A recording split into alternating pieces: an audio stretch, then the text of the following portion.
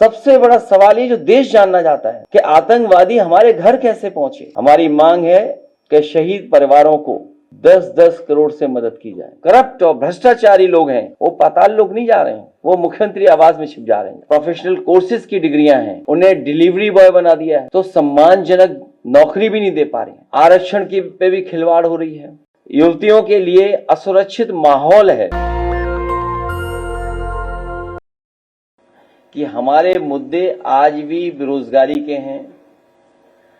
जिस तरीके से नौकरियां घट रही हैं, नौकरियों के अवसर खत्म हो रहे हैं, योग्यता के अनुसार काम नहीं मिल रहा है, सम्मानजनक रोजगार नहीं दे पा रही सरकार।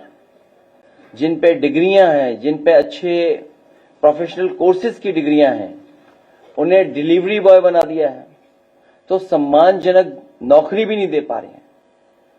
जहां संविधान को समय समय पर सरकार के लोग मिलकर के संविधान के अधिकार नहीं दे रहे हैं, वहीं आरक्षण की पे भी खिलवाड़ हो रही है। नौकरियां नहीं देने का मकसद है सीधा सीधा आरक्षण न देना।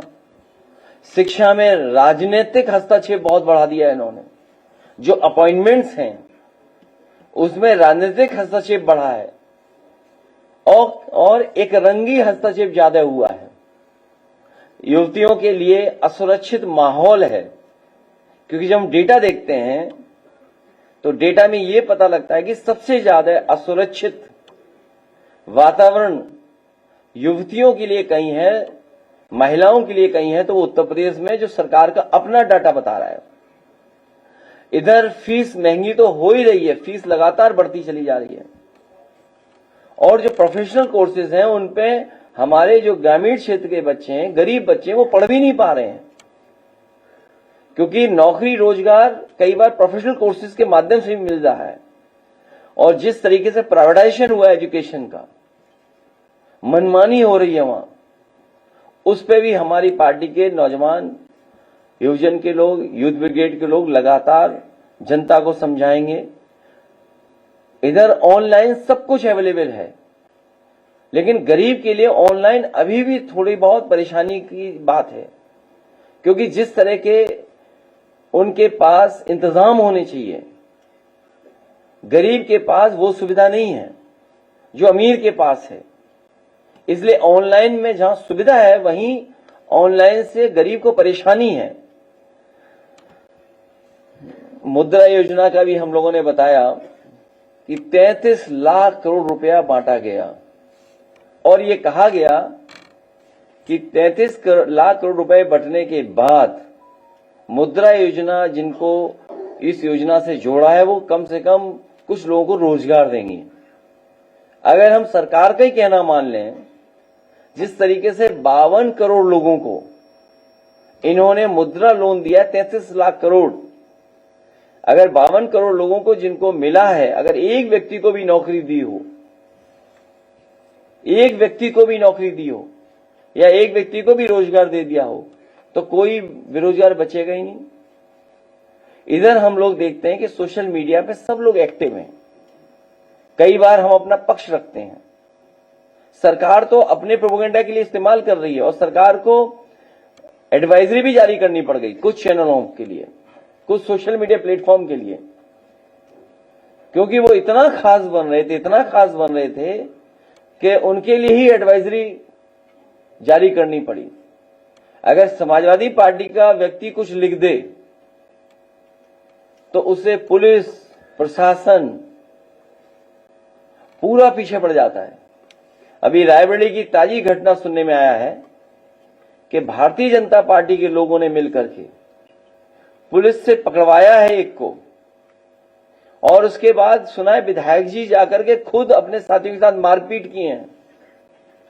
तो जो इंस्टीट्यूशंस हैं, जितनी इंस्टीट्यूशंस स्ट्रांग होंगी, जितनी इंस्टीट्यूशंस निष्पक्ष काम करेंगी, उतना ही हमें न्याय मिलेगा।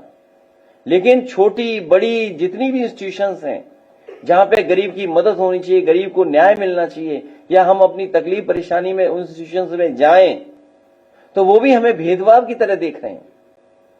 और भेदभाव इसलिए है क्योंकि हमने डेटा निकालना शुरू कर दिया था।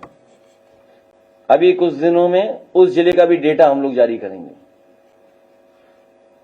और सूचना ये देते हैं कि अधिकारी लोगों की कुछ कमजोरियां हैं, जिसके कारण बीजेपी के लोग उनसे मनमानी करवा रहे हैं। कमजोरियां हैं कि भ्रष्टाचार किया है। वैसे तो सरकार हर व्यक्ति को पाताल से भी खोज लाती है, लेकिन जो करप्ट और भ्रष्टाचारी लोग हैं वो पाताल लोग नहीं जा रहे हैं, वो मुख्यमंत्री आवास में छिप जा रहे हैं। उन्हें पाताल लोक जाने की जरूरत ही नहीं है या इधर उधर छिपने की जरूरत ही नहीं है। सबसे सुरक्षित जगह मुख्यमंत्री आवास, वहां जाकर के छिप जा रहे हैं।